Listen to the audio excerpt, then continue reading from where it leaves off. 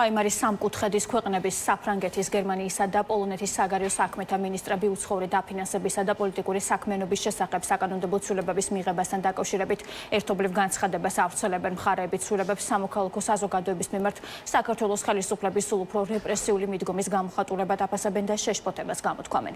განცხადების თანახმად ახალი რეგულაციებით საქართველოს ხელისუფლება შეგნებულად არღვევს საქართველოს მიერ ევროკავშირის წინაშე აღებულ ვალდებულებებს, განსაკუთრებით ევროკავშირთან ასოცირების შეთანხმების ფარგლებში.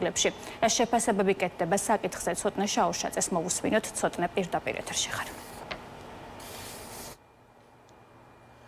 საფრანგეთის, გერმანიის და პოლონეთის საგარეო საქმეთა მინისტრების შეფასებით საქართველოში ბოლო პერიოდში მიღებული საკანონმდებლო ცვლილებები ეწინააღმდეგება საქართველოს მიერ მიღებულ ასოცირების ხელშეკრულებას და როგორც ისინი აცხადებენ, აღნიშნული კანონმდებლობები შესაძლოა იყოს გამოყენებული იმისთვის, რომ საქართველოში სხვადასხვა პოლიტიკურ თუ საზოგადოებრივ ჯგუფზე მოხდეს ასე ვთქვათ პოლიტიკური კონტროლის დაწესება და შესაბამისად ისინი მიიჩნევენ, რომ ეს ყველაფერი არ არის დემოკრატიული და საბოლოო ჯამში აღნიშნული გადაწყვეტილებები და საკანონმდებლო ცვლილებები საქართველოს კიდევ უფრო მეტად აშორებს ევროკავშირთან. კრიტიკული გზავნილები ვაიმარის ქვეყნებიდან მწვავე შეფასებები ევროკომისარი მარტა კორსის მხრიდან. ვაიმარის სამკუთხედის ქვეყნების საფრანგეთის, გერმანიისა და პოლონეთის საგარეო საქმეთა მინისტრები საქართველოში უცხოური დაფინანსებებისა და პოლიტიკური საქმიანობის შესახებ საკანონმდებლო ცვლილებების მიღებას საქართველოს ხელისუფლების მხრიდან ევროკავშირის წინაშე აღებული ხელშეკრულების უხეშდარღვევად აფასებენ. ევროკომისარი მარტა კორსის განცხადებით, საქართველოში ავტოკრატიული სისტემა ახშობს დემოკრატიულ ხმებს. დემოკრატიის უსაფრთხოების ბადე უნდა გავშალოთ ჩვენს კონტინენტზე. გაფართოება გაცილებით უფრო მეტია, ვიდრე უბრალოდ გაფართოება. საქართველოში შეგიძლიათ ნახოთ, რა ხდება, როდესაც რუსეთი იმარჯვებს. ავტოკრატიული სისტემა ახშობს დემოკრატიულ ხმებს. მათ ცოტა ხნის წინ მიიღეს ახალი კანონი, რომელიც თავს ესხმის ქვეყნის დემოკრატიულ და სამოქალაქო სივრცეს და საქართველოს კიდევ უფრო აშორებს ევროპულ მომავალს, რომელიც მისი ხალხის უმრავლესობას სურს. ისინი საკუთარ ხალხს ატყუებენ, თითქოს ქვეყანა ევროკავშირში მიყავთ და ევროკავშირი უნდა მოერგოს მათ. ჩვენს ქართველ მეგობრებს, ქართველი ხალხის უმრავლესობას, რომელიც აფასებს დემოკრატიასა და თავისუფლებას, ჩვენ თქვენზე ხელს არ ვიქნევთ. საპარლამენტო უმრავლესობის წევრების თქმით, ვაიმარის წარმომადგენლებს კარგად უნდა ესმოდეთ, რომ საკანონმდებლო ორგანო აღნიშნულ კანონებს საქართველოში უცხოური ძალის მიერ შესაძლო ჩარევის პრევენციის მიზნით იღებს. მათი თქმით, ევროპელი პოლიტიკოსები საქართველოს უსამართლოდ ექცევიან, რაც საქართველოს მოსახლეობისთვის ბრიუსელის მხრიდან გახორციელებულ ზეწოლას კიდევ უფრო ნათელს ხდის.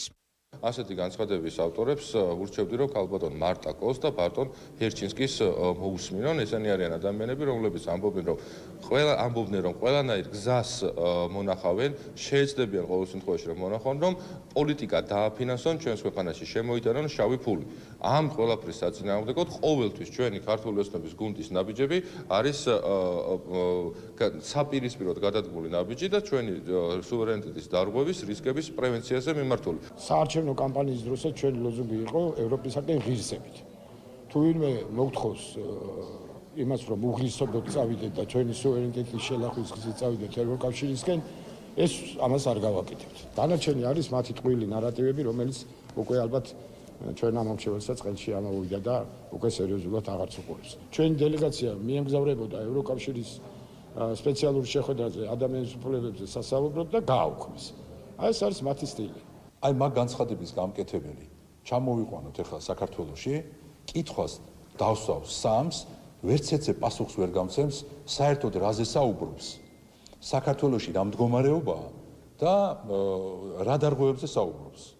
საქართველოში ასოცირების შეთანხმებას თუ ვინმე ასრულებდა ევროკომისიისვე გადაწყვეტილებით, მათივე ევროპის კომისიის გადაწყვეტილებით, ეს იყო საქართველო და არის საქართველო დღესაც. ზოგადად არღვევს, რას არღვევს? ასოცირების შეთანხმება არის ძალიან დიდი. ხელისუფლების ოპონენტების შეფასებით, დასავლურ პარტნიორებს შეუმჩნევლად არჩევათ ქართული ოცნების მიერ მიღებული რეპრესიული კანონები, რომელიც საქართველოში დემოკრატიის უკუსლას განაპირობებს. შესაბამისად, მათი თქმით, ვაიმარის ქვეყნების საგარეო საქმეთა მინისტრებისა და ევროკომისრის მარტა კორსის მიერ გაჟღერებული კრიტიკული გზავნილები, სწორედ ქართული ოცნების მხრიდან მიღებული მორიგი არადემოკრატიული კანონების გამოძახილია. გრანტების კანონი არის ცალსახად ანტიდემოკრატიული, რეპრესიისკენ მიმართული და ეს სწორედ ამ მიმართულებით გამოხატეს შეშფოთება ჩვენმა დასავლელმა პარტნიორებმა ქართული ოცნება ამ ვაიმარის რესპუბლიკიდან კიდევ უფრო მეტ ზეწოლას უნდა ელოდეს, ვინაიდან ეს იყო პირველი გზავნილი ამ ფორმატში ქართული ოცნების მიმართ და ცხადია გაფართოვდება უკვე მას შემდეგ, რაც უკვე მოსკოვის მექანიზმის ანგარიში დაიდება საბოლოოდ, რომელიც სისტემურ ძალადობას აღნიშნავს. ამ ქვეყნებისგან ვისმენთ, რომ საქართველოს სახელმწიფო ღალატობს იმ კურსს და იმ ვალდებულებებს, რაც მას აქვს აღებული საერთაშორისო თანამეგობრობის მიმართ, ერთი მხრივ ევროპული კავშირის კარიანი ღია და მეორე მხრივ ქართული ოცნების რეჟიმი არაკეთებს არაფერს იმისთვის, რომ წავიდეს ამ კარისკენ და პირიქით აქტიურად უქოლავს მილიონობით ქართველს იმ გზას, რომელიც მიდის რეალური მშვიდობისკენ. ევროკავშირის გაფართოების კომისარი საუბრობს იმაზე, რომ ჩვენს ქვეყანას არ აქვს იმის რესურსი, არ აქვს იმის პერსპექტივა, რომ გაწევრიანებული იქნება და დაუბრუნდება თავის ევროპულ ოჯახს. ჩვენ ძალიან დიდი ხნის მანძილზე ვისმენთ აბსოლუტურად ყველა მნიშვნელოვანი პოლიტიკური აქტორის მხრიდან მოწოდებას, რომ ეს დემოკრატიული საბოტაჟი, დემოკრატიის საბოტაჟი და ქართული სახელმწიფოების ღრევა შეჩერდეს, თუმცა ივანიშვილი არ წყვეტავს არც პოლიტიკურ დაჭერებს, არც ამ რეპრესიულ კანონმდებლობას, თუ წნეხი არ იქნა შიდა გაძლიერებული მათ შორის და საგარეო არ გაგრძელდა მათ შორის სანქციების კუთხით, რა თქმა უნდა, ამ ასე ვთქვათ, გადაწყვეტილებას ივანიშვილი არ მიიღებს. ექსპერტები მიიჩნევენ, რომ ქართული ოცნება თავისი ძალაუფლების შესანარჩუნებლად იძულებულია მსგავსი კანონები მიიღოს. საერთაშორისო ურთიერთობების სპეციალისტები ვარაუდობენ, რომ ქართული ოცნება დასავლეთთან მოლაპარაკებებისთვის ციხეში მყოფი პირების გათავისუფლებითა და გარკვეული კანონების უკან გაწვევით ვაჭრობა შეეცდება. მათ აქვთ ეს რეზერვში პოლიტიკური პატიმრებით ვაჭრობა, ანუ პოლიტიკური პატიმრების ნაწილის გამოშვება არის, თქვათ, პირველი ეტაპი და მხოლოდ იმის მიხედვით თუ რა რეაქცია მოყვება და მოხდება თუ არა ნორმალიზაციის დაწყება რაღაცა, მათ შეიძლება უკვე იფიქრონ გარკვეული კანონების გაწევაზე.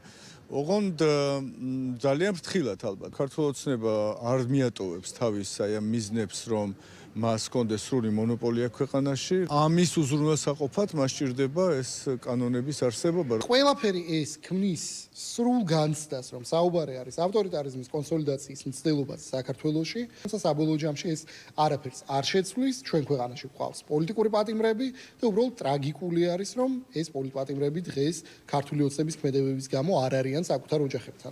ეგრეთ წოდებული ლეგიტიმაციისა და გრანტების კანონის მიღების შემდეგ არაერთი კრიტიკული გზავნილის მიუხედავად ქართული ოცნება დარწმუნებულია, რომ საქართველოს მოქალაქეებს კარგად ესმის. რამდენად მნიშვნელოვანია მათი დაცვა უცხო ძალის ჩარევისგან. ოპოზიციაში კი მიიჩნევენ, რომ ეს ტოტალური მმართველობის გამყარებისა და დასავლეთთან კიდევ უფრო მეტად ჩამოშორების მორიგი მცდელობაა.